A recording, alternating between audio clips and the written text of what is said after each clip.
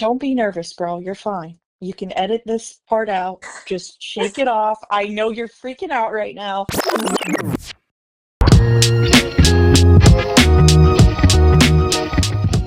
Have you ever been having a conversation with someone and you just wish other people could be a fly on the wall because the discussion is that good? Well, today I'm introducing a new series, Fly on the Wall. So, my idea behind this was I got so much good feedback from last week's episode, and y'all just loved hearing the raw conversation that I had with my sister. So, I thought I could introduce a new series where it's more chill, it's more laid back, so you guys can genuinely hear how I sound when I'm having a conversation with somebody. And it's just kind of breaking the barrier of like, you don't have to be in person to record. And I also want to show you guys that good content doesn't come from having this crazy setup, being in a room with mics and editing and all of that. I literally just wanted to show you the conversations that I have that I think are worthwhile, and it's just from a phone call. So I'm going to be showing you guys that with different people that I typically talk to. And I honestly just am always on the phone with people. Usually it's my siblings, but sometimes friends. And it's really simple. If you guys want to do it too, like press record. And I just value hearing it so much because, like, you never know what could happen to someone. And just having an audio of their voice, having an audio of your voice, like, you never know when that's going to be the most meaningful thing to someone, especially if you're having a heartfelt conversation. Being able to replay that back when you're like struggling or having a rough day, and then having someone that you love basically giving you that advice or giving you that feedback, and you get to just replay it whenever you need to. So, that's what this series is about, and I'm really looking forward to it because you guys deserve to be a fly on the wall. So, today I'm gonna be having back on the same person that was on last week, my sister Liz, and she's actually on the phone right now. So, go ahead and say hi. Hey, everyone. Fucking seriously. Other than the beginning, my sister Liz. Hey. I didn't know what else to say. Hey guys, I'm Liz. Like, am I greeting my neighbor Bill as he's mowing the lawn, or is this like my sister? Okay, so I thought I would start by giving some background on our relationship because it honestly has not always been the best, and it hasn't always been the strongest. And through this podcast, I've gotten so close to Liz, and we've been able to talk and share advice and hype each other up. And she's the first person that calls me when I record an episode and gives me her critiques and gives me, the glows and the grows, whatever.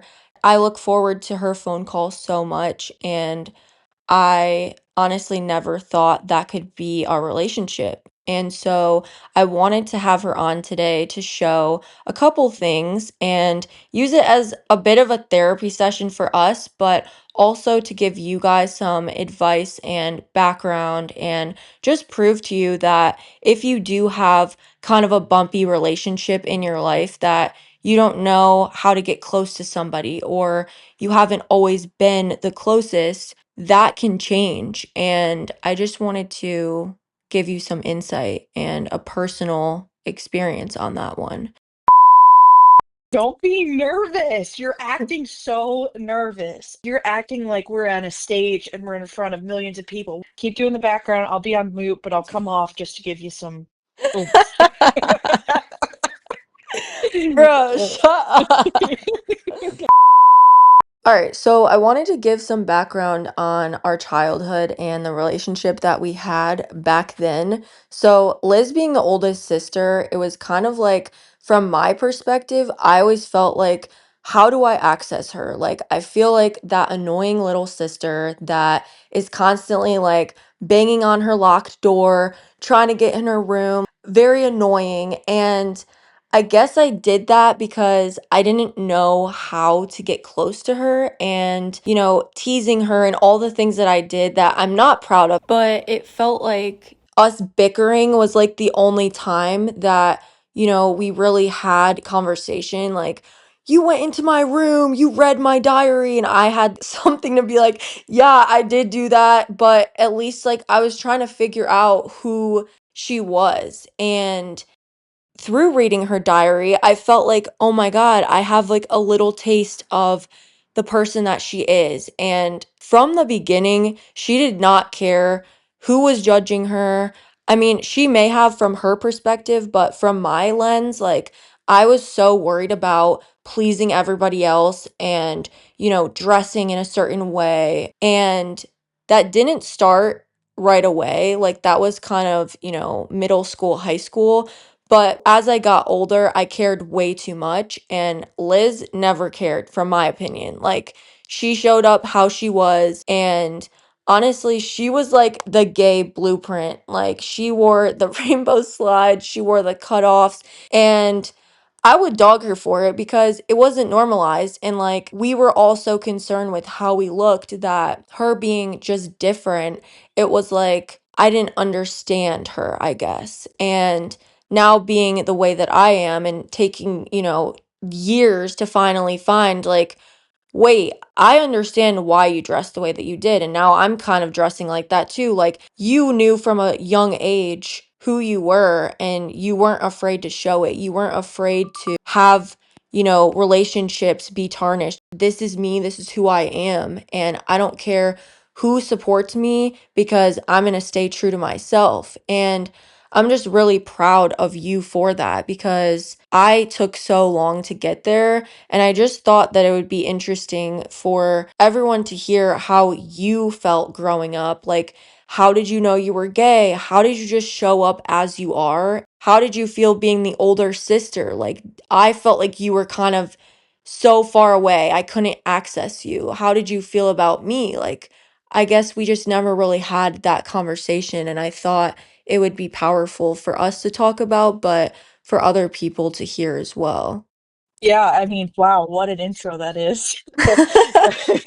It's just crazy to hear from your perspective. And like, I'm so excited to be on this podcast, not because, like, Rachel and I talk about it all the time that, like, whether a million people are listening, or 1,000 people are listening, or just 10 people are listening, your voice is going to make an impact in some way. And growing up, it's so funny to hear you say that, like, I was true to me and I didn't care what people thought. And it's so the complete opposite. Like, I was so afraid of everything. I didn't come out until I was my freshman in college, and everyone knew. I mean, I knew in my heart of hearts that I was different. I knew that I, didn't like being around boys. I mean, granted, I liked playing sports and being competitive for them, but I had no sexual or physical attraction to them.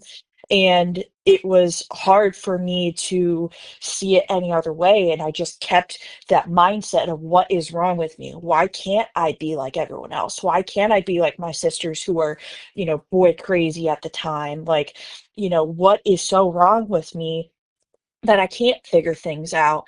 And it wasn't until I went to college and I joined the Gay Straight Alliance group where, we had an event. It was called Mom, Dad, I'm Gay, and they made shirts for the group. And it was a coming out event on National Coming Out Day. And I'll never forget it. I obviously, my family knew. I mean, I didn't come forth to tell them because that's the biggest thing that kids struggle with, kids and adults struggle with, is having to come out and, face the music. But I was at this event. It was about the second week of college, so I didn't really know anyone, but I joined the event. And I wasn't signed up to share my story because I didn't have a story. And all my friends in the group were like, just get up there, go on stage. What do you have to lose? Like, and so I got up on stage and I said, I don't have a story. This is my story. This is the first time I'm coming out. Mom, Dad, I'm gay. And everyone was Wow. clapping, and it was just like, it's an emotional thing because it's like, just like you were saying, starting somewhere and manifesting things. Like, you just have to start. And I've been doing that basically my whole life. By just starting is me showing that I can do something. And so I came out, and I told, you guys, and you had your own reaction to it that you already knew. And obviously our mom has passed away, so I never got to tell her. But, it's hard, because when I was in high school, I played, water polo, and it's a very physical sport with women. And I hate the saying that because you play a sport like that, well, no wonder she played water polo, she's gay. Like, That's that's not so it. real. Like Yeah, basketball like players, like, softball, yes. it's just like, it's one of those things, like, that doesn't have to be the case. Not all my friends are gay. Like, doesn't mean that every girl I come into count with, I'm attracted to. Like, it's just like, there's such a stereotype in our society that we have to label ourselves, that we have to be a certain way, that because you're just a certain way. I mean, I'm so surprised that you had that mindset of me growing up, that I didn't give a fuck what about anyone thought, or like, that really touched me, because holy shit, I was stressed every fucking day. Really? Yeah. Like, yeah. the way that you dress, or just like... Yeah, I mean, like, it wasn't that I was lazy, but I just wanted to be comfortable. But I would get comments all the time. Are you a lesbian? Do you like girls? If we become friends, are you gonna like me? Like, I got those comments in high school. I said, no, I'm not gay. I'm just sporty. That's what I said. I'm sporty. That's literally what I said. I'm a tomboy. I'm a tomboy. I like boy stuff. And, like, being gay... I like boy stuff. Wasn't even, like, being gay, I wouldn't say it's the normal now. I mean, we're getting a lot of scrutiny now, but people don't blink an eye when someone says, oh, I'm a lesbian. Like, that's, like, people are used to that. But, like, back then, being gay was, like, everyone's hiding. Like, that's why I never told mom. I never said anything, because, like, I didn't understand, because I didn't see anyone who was like me. And now I see a lot of people that are like me. Right. Or like your style. You didn't see anyone dressed the way you did. Now, to have that example and be like, that's cool. Right. It always takes someone to pave a way to be like, I don't give a fuck. To be like, this is fine. Let me be my authentic self. I truly believe that although I have a long way to go, I am the most authentic me that I can be, because I don't give a fuck about what anyone thinks. I mean, yeah, I completely agree. Like, for us growing up, like, there was no representation of, like, tomboy. It was normalized to call someone a fag, or to say someone was a dyke. And then out of nowhere, like, you get to 2012, and I feel like it's flipped. Like, everybody was gay.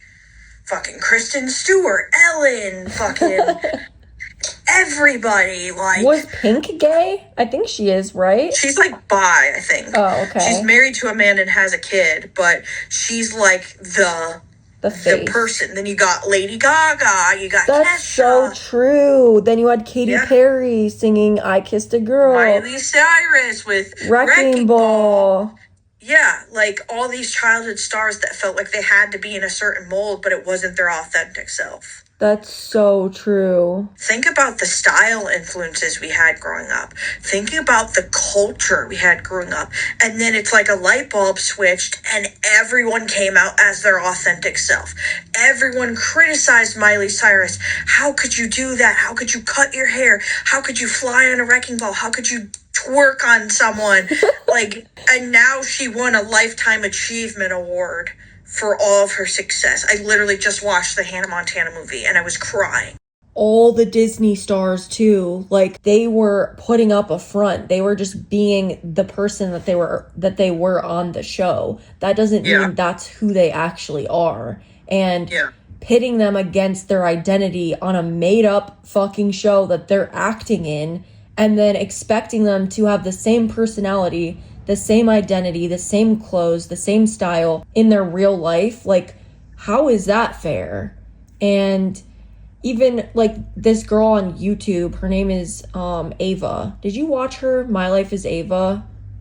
I think I did remember that, yeah. Because she had this viral video that's going back around right now, and it's like this Bahamas trip that she went on. And she gave the backstory of it, and it was just crazy to hear what was actually going on versus what was shown in the video.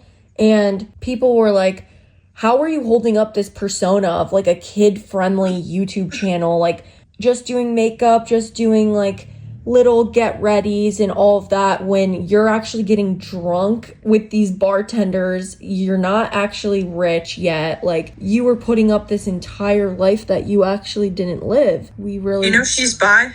No, I didn't know that. Yeah, in 2016 she came out as bisexual.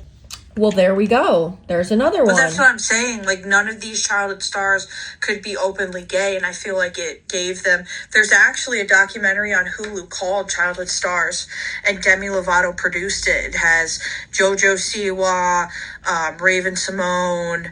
I think Miley Cyrus is in it, but it has a bunch of childhood stars that had to go through, like, basically the trenches, and, like, how that wasn't, like, life.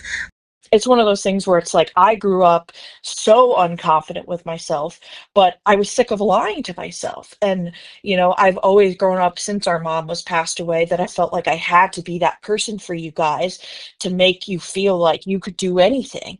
And surprising as it's enough, like, you guys teach me every day that I could do so. I mean, like with our bread stuff, I mean, we'll get more into it in the episode, but like, I learned so much from my younger siblings, from you, from Tori, from Sarah, from people who are 10 years older than me, from people who are 10 years younger than me. Like, I learned from so many different walks of life that it doesn't matter your age, your race, your sexual orientation, who you are. Like, it just matters that you're living your most authentic self. So, I Right. mean, I could go on for days how, like, you know, after I came out and being a part of the group, they wanted me to speak for the president of the college for another group. And there was a group of moms that caught me afterwards and were like, you know, how do I deal with my kid being gay? Like, they're afraid to talk to me. What do I do? How did you deal with it? And I'm just like, just be there. Just show up. Be there for your Right. kid. Tell them that you're okay, that you love them unconditionally. The biggest and greatest gift you could give your child or your person or your spouse or anybody is just being there, is just showing up.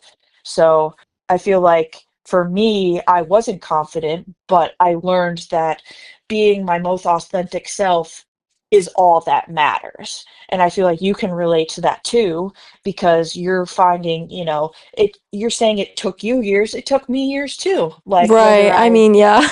you know, whether I said it or not, everyone has their timeline of how they find themselves. I'm still finding myself. I mean, I got a baby on the way and I'm still figuring out, you know, everything that I have to do for that, and, you know, what it will be and what my life will change and how I'll adapt and how I'll grow. But all I know is that I'm giving my child the most authentic me so that they can grow up to be the most authentic them. And that's Period. you know, that's all there is to No, it. Like, I mean, honestly, like authenticity, I've just realized that I literally put it on my vision board for a reason. I feel like right, growing up, we struggled so much because the people pleasing of it all, like not from like a who I am perspective, because as I said, I always thought that you were kind of against the grain on that right, standpoint, but right, just in a stance of like relationships with other people, I feel like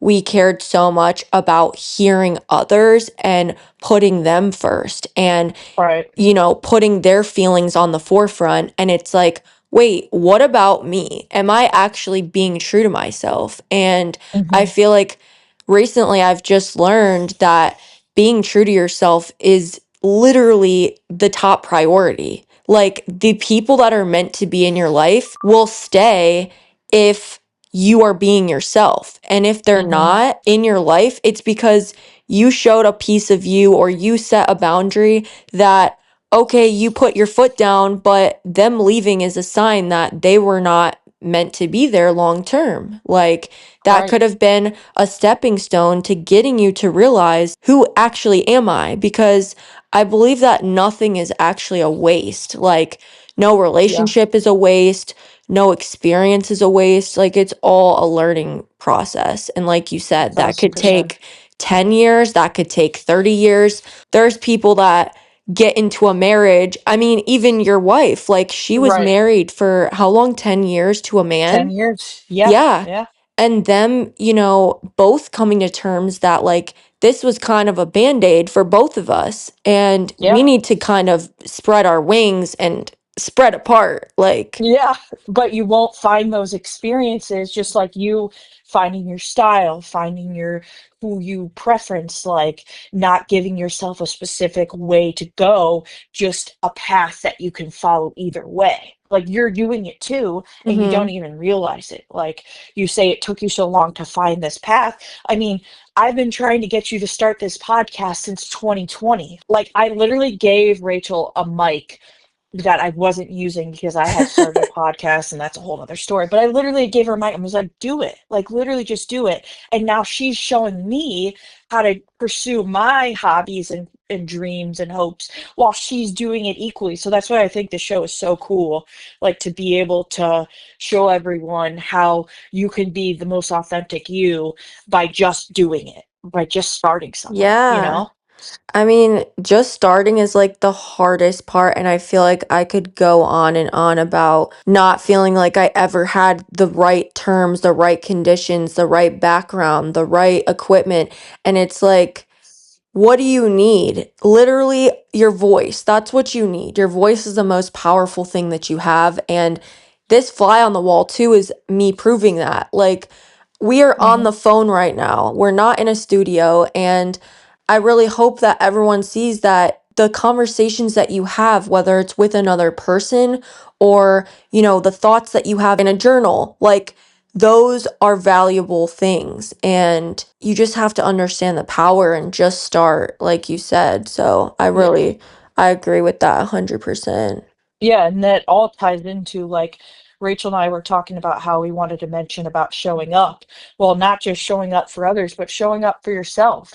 I mean, Rachel takes the time every single week to show up for herself to put an episode of the podcast out. Like, I show up for the people in my life that I love by calling them all the time, by having a connection. And like, it doesn't necessarily have to be another person, it could be for yourself too. And Right. like I feel like that we could show this, in this episode by like we're showing up for each other right now by supporting each other in a conversation that we would just have any other day. But now all of your Exactly. audience gets to see it. And like our mom, like, I wish people could just have had the experience that I had. And it sucks because you were what, like 9 or 8 I when was mom died? 9. I was 9. 9. Yeah, I was 13. So, like, it's a blessing and a curse. Like, our youngest sister, Sarah, she was 5. So, she doesn't remember anything of her. Where I was 13 and I could close my eyes and, like, picture my mom. So, like, it's the best and the worst case scenario. Like, I miss her so much. And I'm sure, Rachel says the same thing, but it's like, it's a different kind of feeling when I saw her show up in the community by making everyone breakfast every day. Like we would literally have these neighbor kids, like 6, 7 neighbor kids 6, 7. Sorry, y'all, that was corny, but I had to. come over every morning for breakfast. And my mom would make these desserts and friendship bread and pancakes and whatever we wanted just because she wanted to, because she loved it. And I feel so close with like my bread stuff because of it, because I know that she loved that too. And it just, Wow, I didn't even know about it's that. Yeah, it's like it's crazy because like I said, we talk about all these things and like Rachel and I were just talking about like a list of things that we wanted to go through in this episode and we ended it on number 7 and how 7 was my mom's favorite number and Rachel has a 7 tattooed on her just because it was her apartment number and she liked it. Didn't even know that 7 had any correlation. It's just cool the things that you discover about people that you think you like have known, but Rachel and I are going so close by just talking every day and catching up and like really talking and not just being like, hey, how are you? But like, actually, how are you? You know what I mean? Like, Right. Yeah, and I think especially you having been 13 and me being 9 and Sarah being 5, we have a lot to learn from you and get from you in a way of like Mhm. who was mom. You have that perspective. We have, oh, she had a green thumb. She was good at gardening. She loved to cook. She loved to run. Those very minuscule things. And it's like, no, you have the ways that she was kind. You have the ways that she showed up for you, that she showed up for other people. And I find that very valuable. And I find just this concept of showing up really, really important to me. And I feel like it's so undervalued almost. Like Mhm. showing up looks so different depending on the scenario, but like at the base level, it's making people feel like they can be themselves, showing up for them and approving that. Basically, just saying, like, I see you and I want to support you. And Mhm. you being on this episode today really just means a lot because you're showing up for me, and in the ways that people are in relationships, showing up is like, oh, you come to my sporting event, like that's showing up. But like showing up Mhm. is actually just appreciating people at the very Yeah. smallest level, like saw this and thought of you, or I know you're having a bad day, so I'm showing up in the way that I know you would need it from me today. Or Mhm. like growing up when everyone was always asking me to braid their hair, and I'm like, bro, I just braided my hair. Like, I don't want to braid your hair. Like, my Right. arms are tired. I don't, but you Right. show up, and Right. like mom showing up for the community and dad showing up for us as mom and dad. There's so many layers of how we've shown up, and our family has just really shown that no matter what happens, we show up for each other. Yeah. And I just think that it's crazy that some families don't have that, but it can happen. It just starts with one small thing, like just start, Yeah. like you said. Yeah. Yeah. And I know you were talking about it. You even made a TikTok about it, about like you couldn't imagine just like not having sisters. And I was telling like Yes. how like it made me so emotional because like I have felt that since mom died. Like I have felt that like inner peace of like these are most important people in my life. Like my sisters just mean everything to me. And to see that families out there like are estranged from their siblings, don't talk to their mom and dad, like although dad and I have had like our ups and downs, like it took Rachel sitting me down and being like, look, you have these issues, you struggle with this, you really need dad to show up for you in an emotional way, you need to tell him that, like you need to be raw and real. You need to confess that this is how this is making you feel. Yeah. Like you would do the same with mom if she was here. Why can't you do the same with dad? And that just like opened up my eyes to it. And I'm not saying mine and dad's relationship is perfect. I mean, there's still things that we have to work on, but it's sure of a lot better than it was 6 months ago, you know? Right. Yeah. And So, I mean, on that, I feel like it just also comes with speaking your mind, and having siblings can be a bit challenging in a way. Like, obviously, blessings all around. But the one thing that I have noticed is because we've always shown up for each other, it can be really hard when we're faced with an issue or an emotion that we're like, oh, I'm just going to tell Liz about it. I'm just going to tell Sarah about it, and then not actually confront the person involved. Like mhm, you being upset with dad, you wanted to just talk about it with me and talk about it with Tori. And it's like, who's the person you should actually be telling this to? right, Dad. And right, so I've had to grow out of that too, because in a relationship, for instance, first person I want to call when someone's, doing something I don't like is you guys, but then I have to mhm, dial it back and be like, wait a minute, the only person that can actually fix this is that person. And yep, it's not fair of me to only go to you guys and express that and then leave them completely in the dark. Like, Right.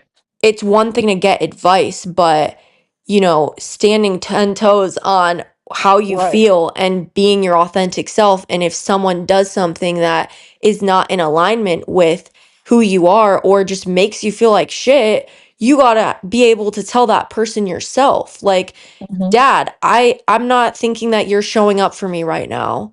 I don't enjoy that. It's not making me feel good. I feel invisible. I want to have this relationship with you, but like, I don't feel like you see me. Hmm. Emotionally, you're not there.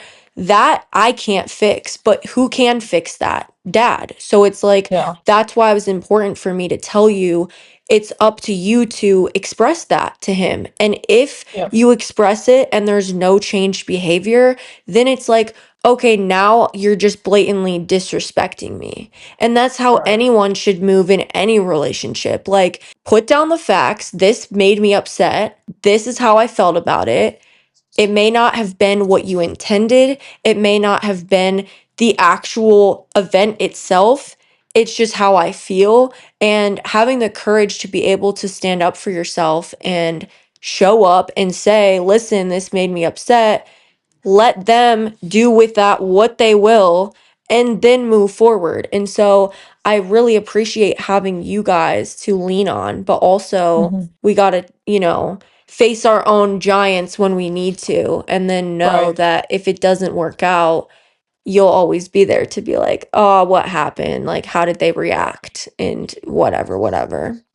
Right. And you also kind of gave me the like clarity that was like dad's act of service is his love language. Like he has Right. always been this way of like when he feels like gift giving or creating a presentation or because he's a chef, like making something out of nothing. Like I totally see that now with this bread and the gratitude that it finds me.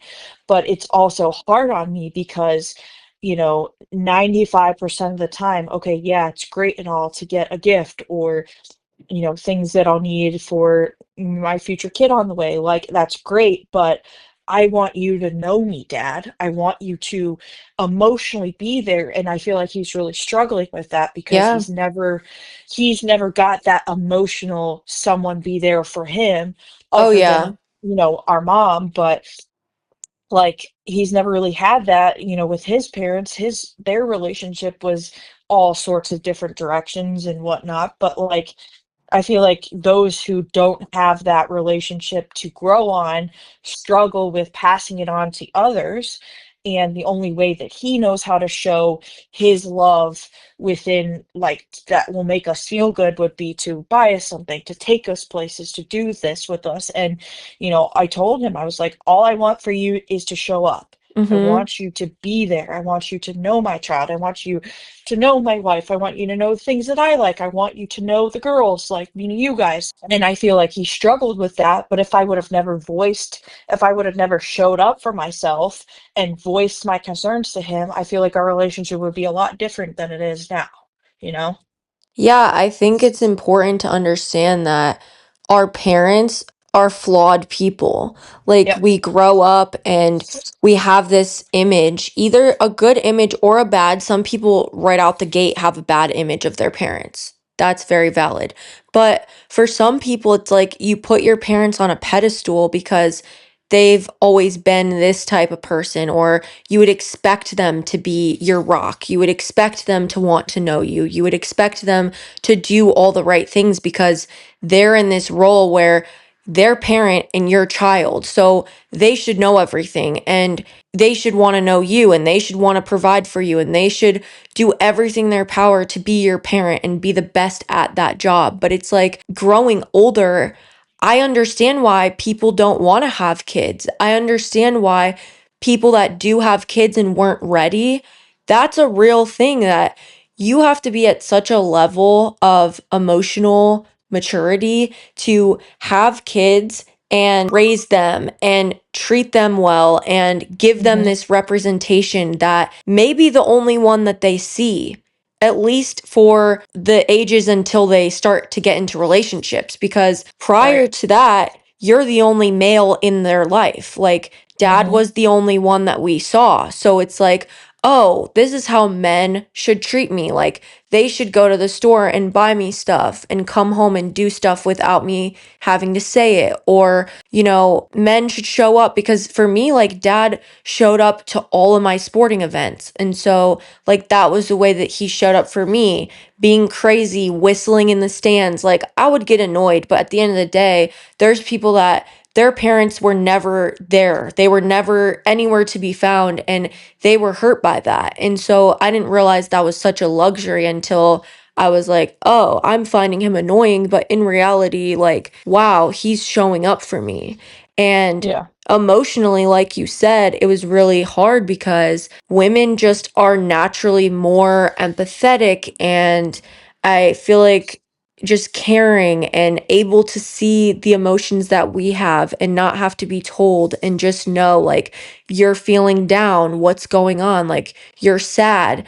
And for dad, it's like you had to outwardly say, I'm sad right now, or I just got broken up with, or I just am going through this at work. Like, he struggles to kind of pick up the pieces if they're not laid out for him. And Hmm. that was a hard thing for me to recognize. But there's also power in knowing, hey, this is how this person is. Like, he's not perfect. And something that he needs to be able to give me what I need is more direction. Like, hey, I'm Hmm. struggling right now. Or, hey, I need you to be more in touch emotionally. And this is how you can do it. Like, a literal play by play of what I need from you, because Literally. some Yeah. people just, they can't come up with it on their own. And I'm Yeah. not saying that you should expect that in a relationship, because for me, I'm in the point now where I don't want to have to give anyone a play by play. Like, Right. I want to be able to tell you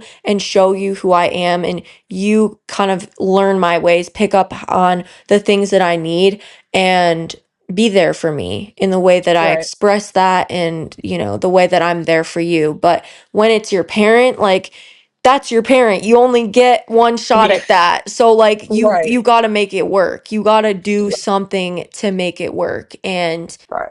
yeah, I just think that it's important, if any of you guys are struggling with relationships and if that's in your family, you have a shot. Just start. Like, start Yeah. small, start by expressing yourself, be true. I mean, I don't think you should have to cover up, especially at this point. I feel like most of my listeners are probably in their 20s. Hmm. And I just want you guys to know that, like, if your parents still don't support you or know who you are, at this point, you just need to start showing them, because there's no better time. And, like, living in that fear your entire life of, like, will they accept me? Am I acting in a way that would please my parent? Like, no, we need to live for ourselves. Like, parents are Hmm. supposed to be proud of what you're doing, and whatever that is, whether you decide to go to law school or you decide to create your own nail business, like, Yeah. we shouldn't be living for anyone else, and they should show up for you regardless of you having your first nail client and reposting your pictures, or supporting you at your first trial. Like, whatever it is, everyone deserves to be having a family that will show up for them. So I just Yeah. think And that's I really feel like important.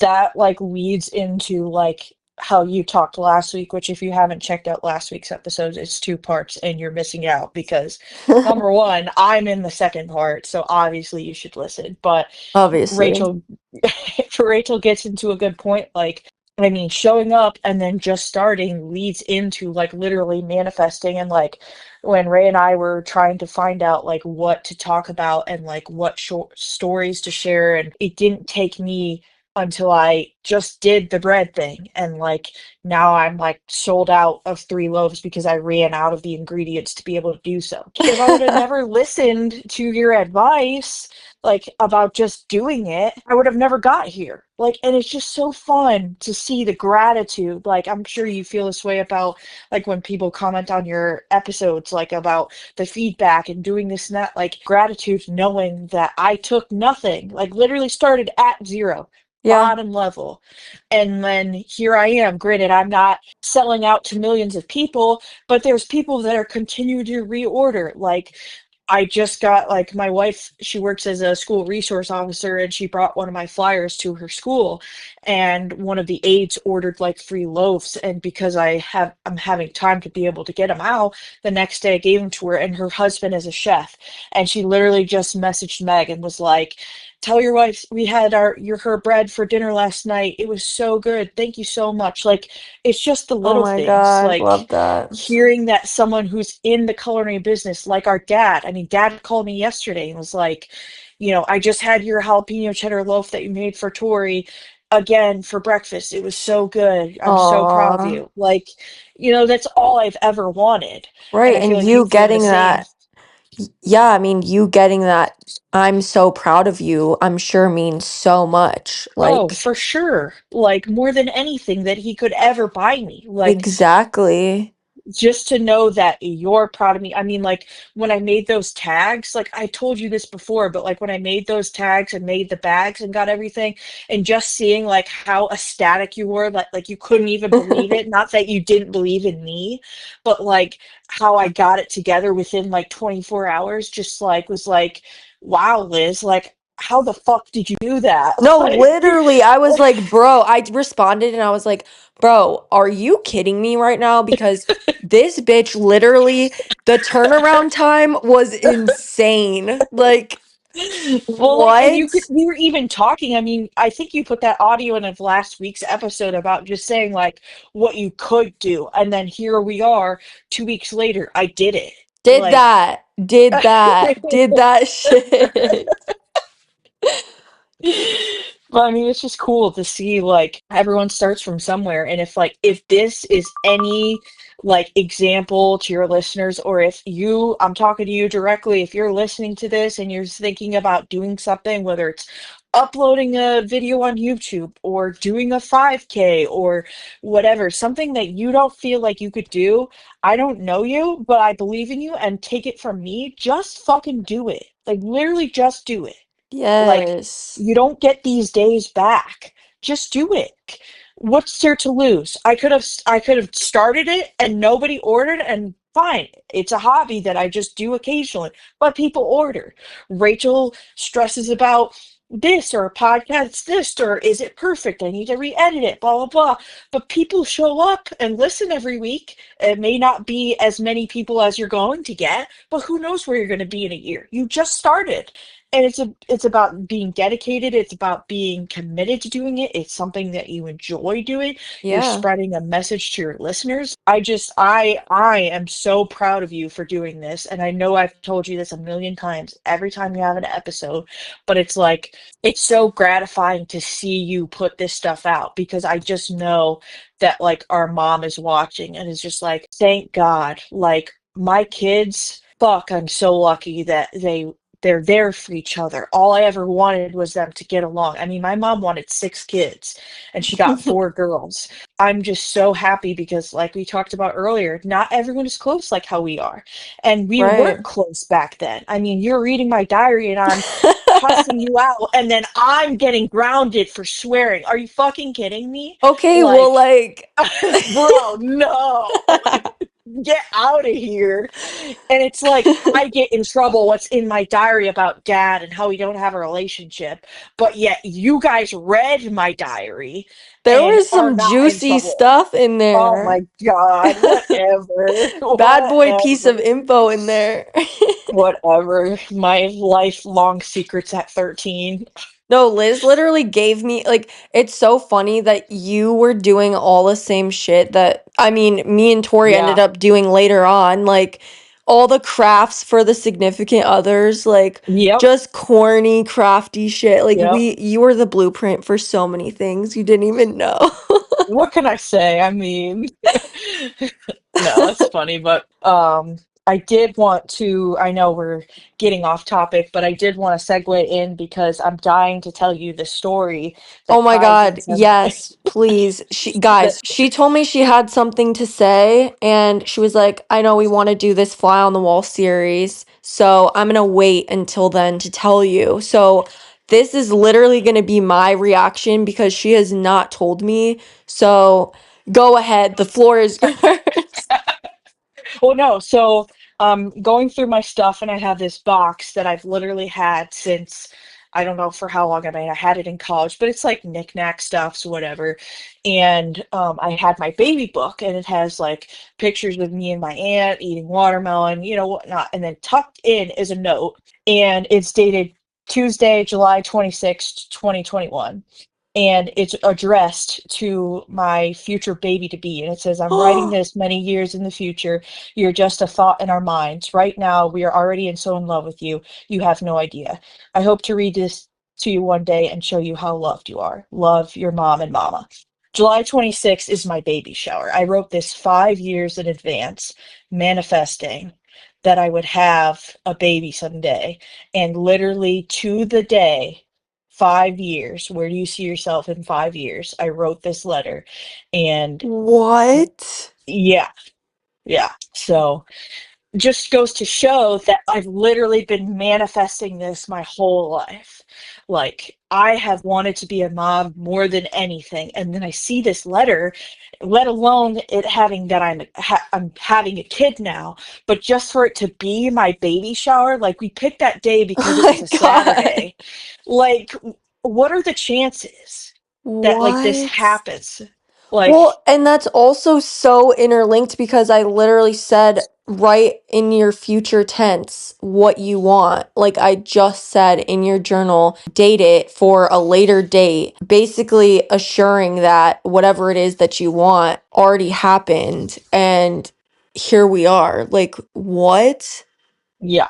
So it's like, and I told Tori and Sarah that story, and they're like, what the hell? Like, how does that shit happen? How does that even become a thing? And like, Meg and I were freshly dating at that time. Well, that's Like, that lesbian U-Haul energy. well, clearly. I mean, we were dating for a year at that time, but it's just like, Okay. I was like, yeah, it's like a year and 6 months that we had been together. oh, then that's not that U-Haul. Yeah, whatever. But it's just crazy. Like these things, when we started talking about manifesting, how I find that note and when I was looking for it, and why was I looking for it? Because I was looking to see if I had tags already or if I had to go to Walmart. Why was I looking for tags? Because I was making bread because I just started. Like, Wow. and here it goes to interlinked, and like as corny as it sounds, like it's true, we're all interlinked, whether we like it or not, whether we think it or not. All these things happen for a reason, and that was our mom's favorite quote: everything happens for a reason. Like, I Mm-hmm. don't know if you know this story or not, but after mom died, she was still getting mail in the mail, because after you die, they don't it takes a while for them to cancel it and whatnot. Yeah. And I was checking the mail one day, and literally it was like a flyer thing for a flower shop, and it was Laura's Flowers, and it was addressed to mom. And it's like the last thing that she told Auntie Annie is that we would see her in the mail. How does that shit happen? We would see her in the mail. That's what she said, and we don't understand what that meant. And here we are getting a flyer for Laura's flower shop. My mom's name was Laura. She loved flowers, and it was addressed to her. Wow. Yeah, I yeah, literally never knew that story. yeah. So it's like things like that my I feel like my mom is with us every day. That's why I'm so, you know, why I have so much passion of, calling you after every episode and giving you honest feedback of what you can work on, what is awesome, because you are awesome. And like Sarah, our youngest sister, with her art, making her feel Right. more confident that she could put herself out there. Tori being so compassionate and just loving children and being, because she's a nanny, being a company around children, how she gives that presence. We're all molds of our mom, and I just want to be able to spread her light in any way I can.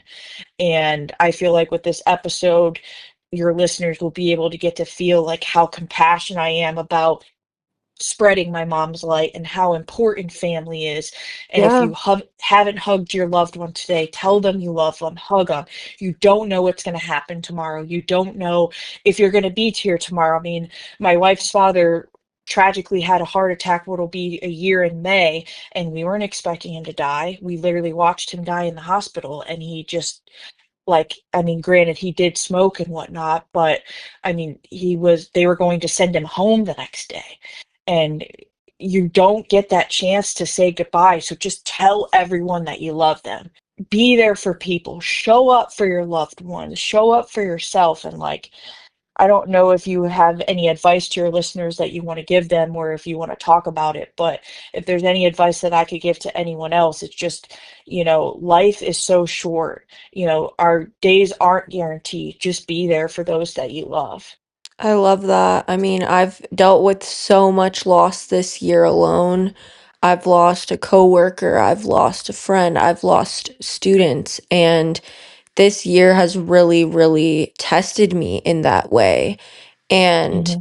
it's taught me that life is short and nothing should go unsaid, whether that's a thing you want to tell someone, like a simple compliment. Tell them you like someone's hair. Tell them. Like, literally, I was at this show last night for my friend that passed away, actually. And this guy behind me, he tapped me and he was like, I just have to say, you have the best hair in the house. And these two girls were like, oh my God, we were going to say that too.